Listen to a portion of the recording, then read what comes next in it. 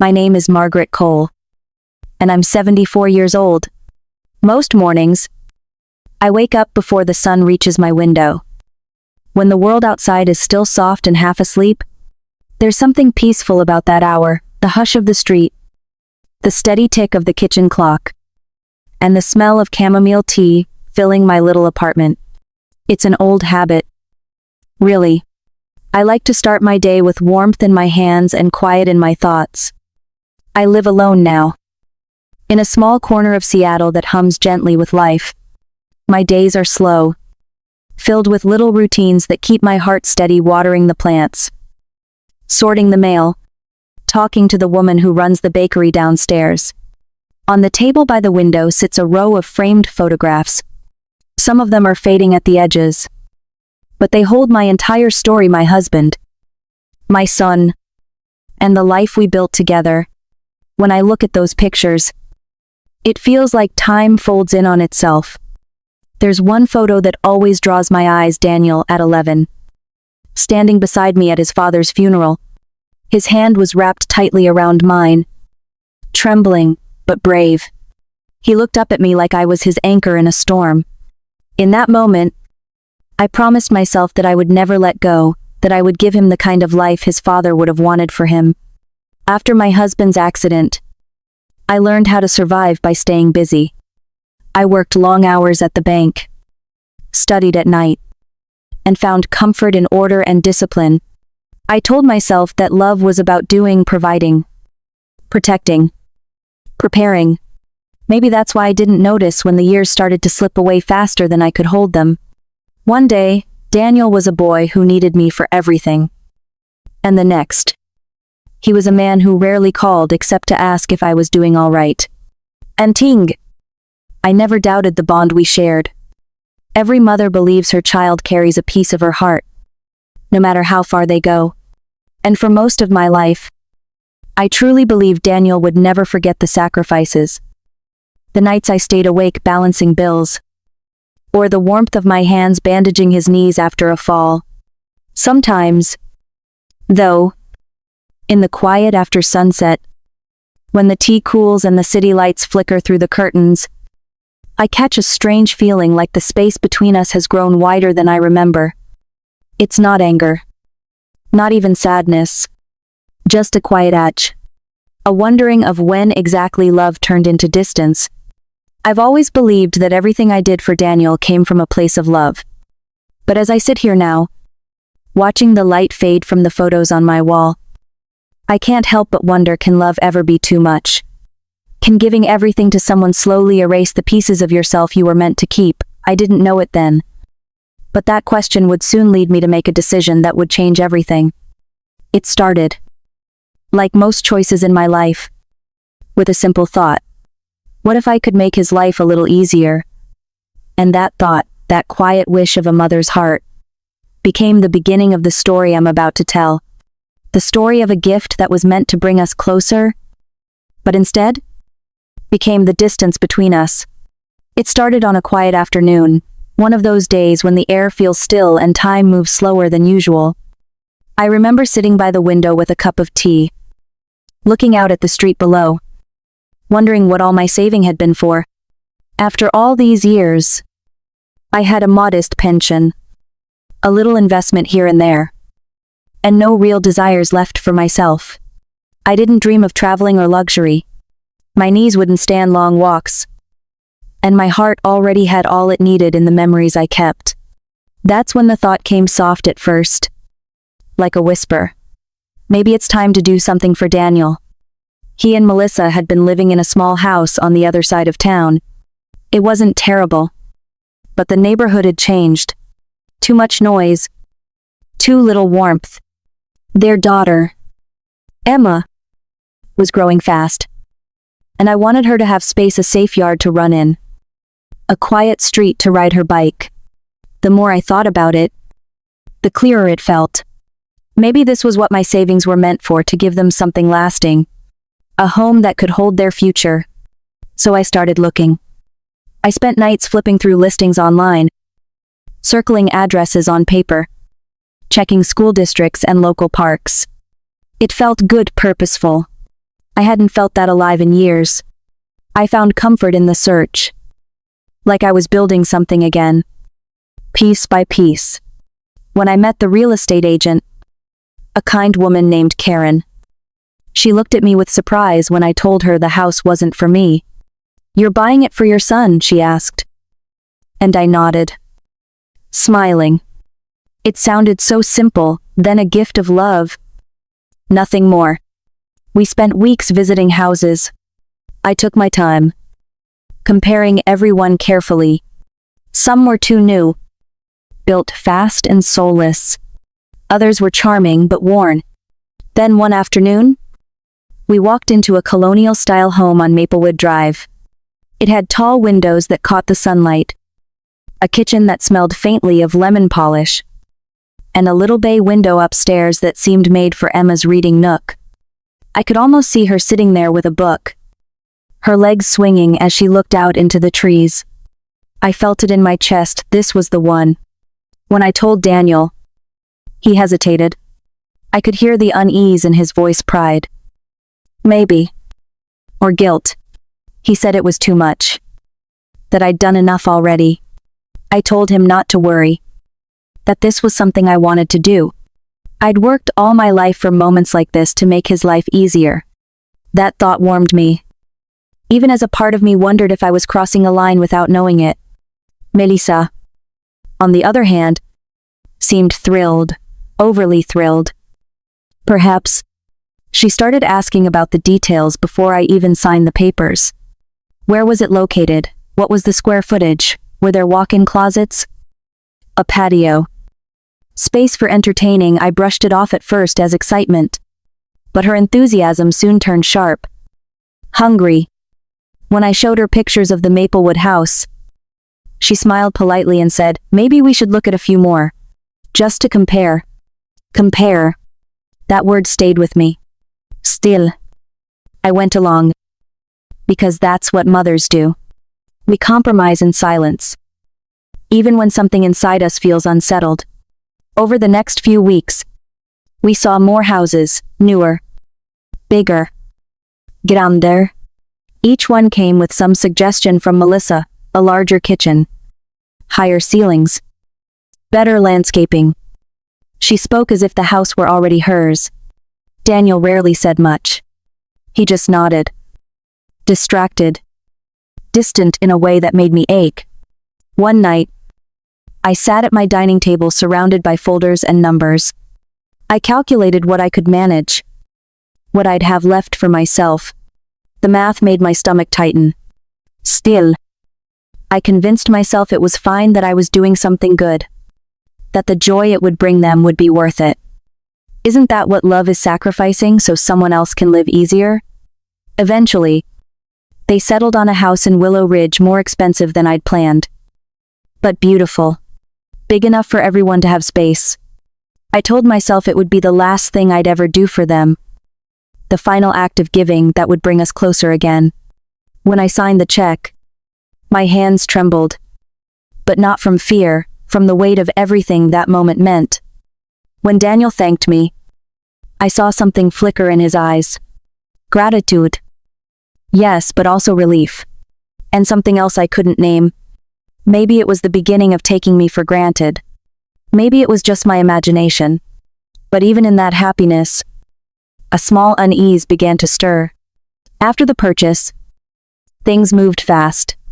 The new furniture, the fresh paint, the move-in dates, Melissa managed it all. She was good at that. Efficient. Decisive. I admired it. Even when it made me feel like an outsider. I was proud. Yet oddly invisible.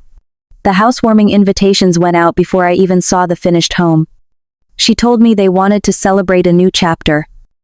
And I smiled, because that's what mothers do. But at night, sitting in my little apartment, I'd stare at the remaining papers, the bank slips, the insurance forms I'd advised them to complete, but wasn't sure they had. I'd think about how quiet Daniel had become. How distant. And sometimes I'd catch my reflection in the darkened window and wonder if I'd done something foolish, not out of money, but out of love. I wanted to believe this house would bring us closer. Instead, it started to feel like a wall I'd built between us without meaning to. And though I didn't know it then, the cracks in that wall were already forming invisible. Silent, waiting for the day they'd finally split open. The night of the housewarming felt almost unreal, like I was walking into a dream that didn't belong to me. The house glowed with warm light spilling out from every window, the kind of glow that makes strangers stop to admire. Cars lined the street. Laughter drifted through the open doorway, and the faint scent of fresh flowers and catered food hung in the air. It was beautiful. Perfect. Even. And yet, as I stood there on the front step, holding the blueberry pie I'd baked that morning, I felt an ache I couldn't quite name. Inside, everything shimmered. Music hummed softly through hidden speakers, the kind of instrumental jazz that feels expensive and rehearsed.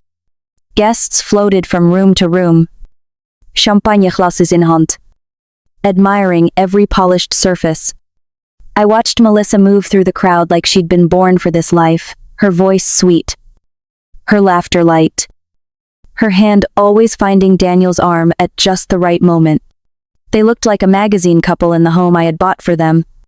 At first, I tried to blend in. I smiled when people complimented the decor, when they said what a stunning home it was. Every so often, someone would ask who I was, and Melissa would gesture toward me with a gracious smile. "That's Daniel's mother," she'd say, in her carefully practiced tone. "She's the one who made all of this possible." The words were polite, even proud on the surface. But underneath them I could feel something hollow, as if I was being displayed, not introduced. I found a quiet seat near the edge of the room, the pie still in my hands, untouched. Conversations swirled around me, talk of vacations, promotions, to remodeling projects, and I felt the distance grow between their world and mine. I noticed little things: Daniel's new watch glinting under the lights, Melissa's designer heels clicking across the marble floor. I wondered if they remembered what it took for me to afford this house. The long hours, the quiet nights, the careful savings. The thought left a heaviness in my chest that no amount of champagne or polite laughter could lift. When I finally stood to bring the pie to the kitchen, I felt invisible. No one noticed me slip away. The kitchen was quiet compared to the noise outside, just the soft hum of the refrigerator and the muffled sound of voices through the wall. I placed the dish on the counter, ready to return to my corner, when I heard my name drift through the air. It wasn't said fondly. At first, I thought I'd misheard, but then came the laughter, small, sharp, and unmistakably cruel. I froze. Their voices carried clearly now, each word slicing through the space between us. They were talking about me, about my gift, about how I had nearly emptied my savings, about how of course I'd done it. Because what else could I possibly do at my age? I remember the way my heartbeat slowed, not sped up like my body was trying to quiet itself before it broke. There was a sentence, one I'll never forget, about how they'd made sure to set boundaries, that they didn't want me living with them, that they needed their own space. The words weren't shouted, but they echoed through me like thunder. In that moment, the air in the room changed. The house I'd bought with love felt smaller, colder. The walls seemed to pull back, revealing something ugly beneath the fresh paint. I stood there, rooted to the floor, listening as laughter followed my name, soft, dismissive, and final. I wanted to walk in and tell them how much it hurt. I wanted to ask when love had turned into embarrassment, when gratitude had turned into mockery. But instead, I picked up the pie. My hands didn't shake, they were steady, almost too steady. I stepped through the doorway into the light, and every conversation stopped for half a breath, long enough for Melissa's eyes to widen, for Daniel's smile to falter. I said nothing. I didn't need to. The silence said enough. I nodded to no one in particular, clutched the dish against my chest, and walked toward the front door. No one followed. No one stopped me. The laughter slowly started again behind me. Softer this time. Like nothing had happened. Outside. The night air was cool and still. I stood on the porch. The sound of celebration muffled by the closed door, and looked at the glowing windows one last time. They were beautiful from the outside, perfect. Polished. Everything I had dreamed of giving. But in that light, I saw the truth. I had built a home for people who no longer had a place for me in it. As I walked down the driveway, the pie dish grew heavy in my arms. The quiet of the street felt different now, not peaceful, but hollow. The kind of quiet that follows something breaking. Even if no one else hears it. That night, back in my small apartment, I didn't eat the pie. I didn't even turn on the lights. I sat there with the dish still on my lap. The room filled with shadows and the faint hum of the city outside. I thought about the boy Daniel used to be the one who clung to my hand when he was scared. The one who believed I could fix anything. I realized, for the first time, that I couldn't fix this. Not the cracks in our family. Not the space that had opened between us. And as I sat there in the dark, I understood that love, no matter how deep, can't survive without respect. The silence that followed wasn't empty. It was the sound of something ending. The days after the party blurred together like a stretch of gray sky that never quite cleared. I stopped checking my phone. Stopped expecting any message or apology. The silence became its own kind of company. I spent mornings by the window with my tea, listening to the world outside, the hum of traffic, the wind pressing against the glass, and for the first time in years, I didn't have anywhere to be or anyone waiting for me. There was sadness in that. Yes, but also a strange calm. I tried to make peace with what had happened, to fold the memory of that night into a quiet corner of my mind. Sometimes I succeeded. Other times, I'd find myself replaying it, the laughter, the looks, the way my own son hadn't defended me.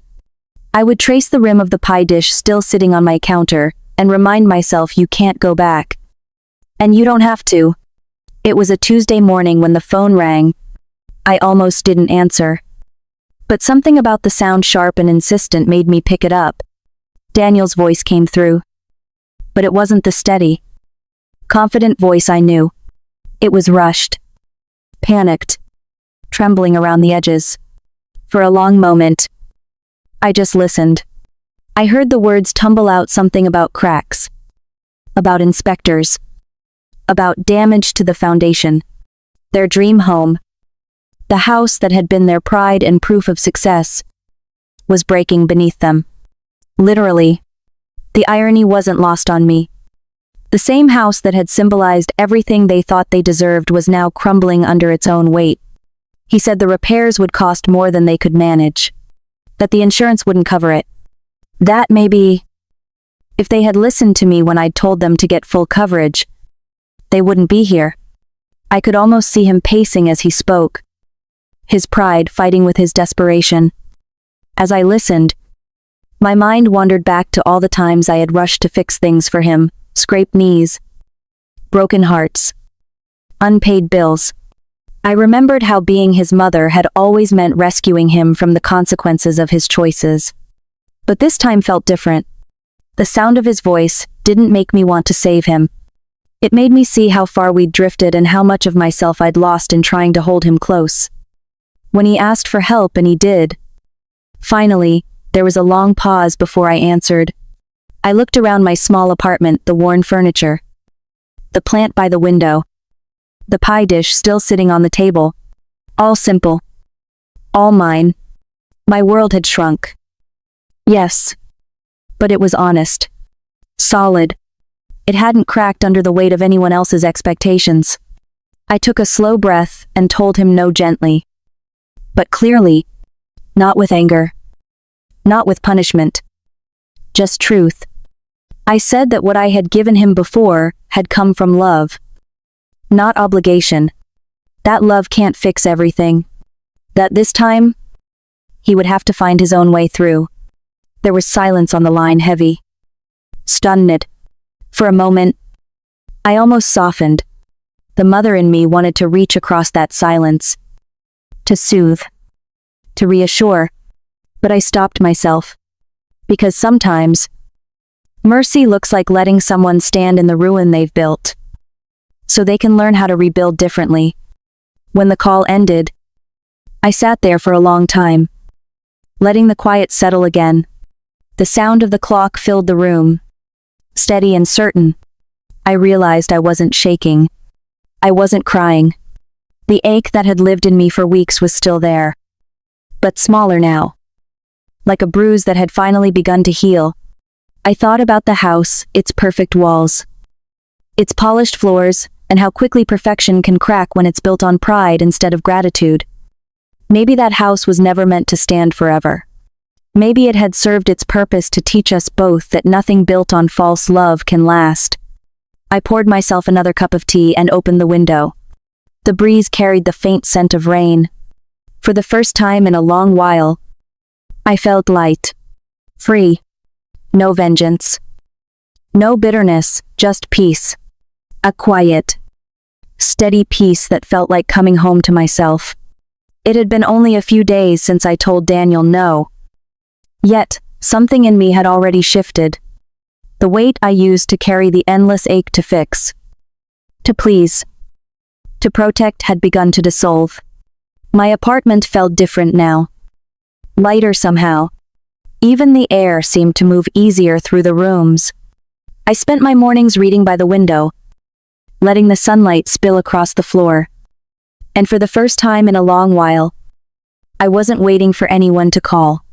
But then, one afternoon, a sharp knock broke the calm.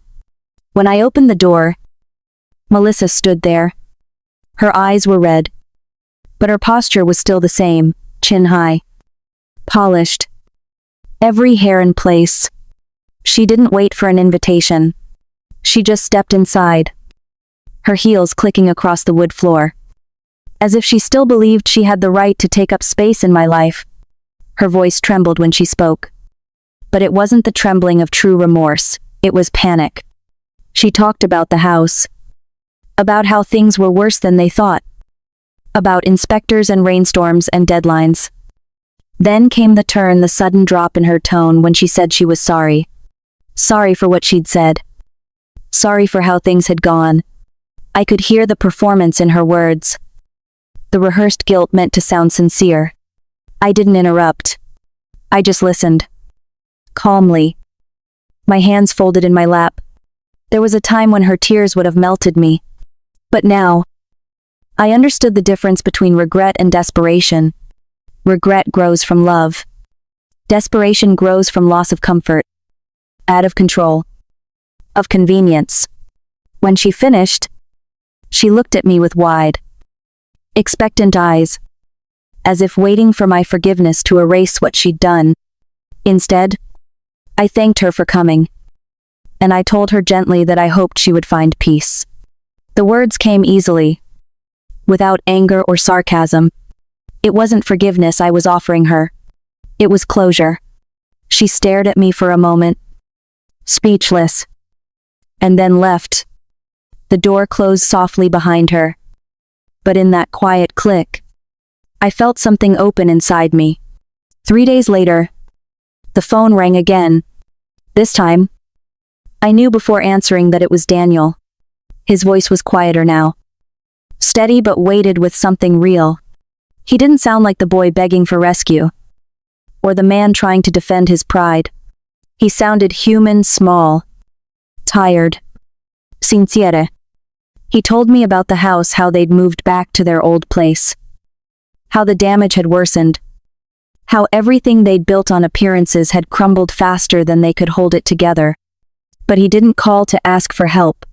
He called to apologize. Truly apologize. As he spoke, I could hear the shift in him, the way guilt had turned into understanding.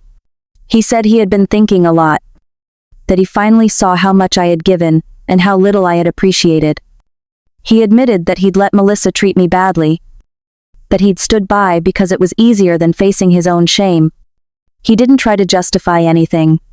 He just spoke from the quiet place where honesty lives. I listened. Not as a mother waiting to forgive, but as a woman, hearing her son as if for the first time. I could feel tears welling in my eyes, not from sadness, but from relief. Because for the first time, he wasn't asking for anything. He was simply giving back what I had been waiting years to receive: respect, recognition, and truth. When the call ended, I sat there in the stillness and breathed deeply. The pain hadn't vanished, but it had softened. Healing rarely arrives all at once. It comes in small, steady waves. And in that moment, I felt the first one touch shore. Later that week, I met Walter at the park. He'd become a quiet presence in my life, kind, patient, always ready with a story and a gentle smile. We sat on the same bench by the pond, watching the ducks drift lazily across the water. The sun was setting, and the air carried that golden kind of light that makes everything feel softer. He handed me a cup of coffee, still warm, and said, "You seem lighter today." I smiled because he was right. I didn't need to explain why. As the sun dipped lower, I thought about all the years I'd spent being everything for everyone: the provider, the comforter, the constant. I realized I was finally learning to be something for myself, not out of selfishness, but out of survival, out of love, the kind that starts within.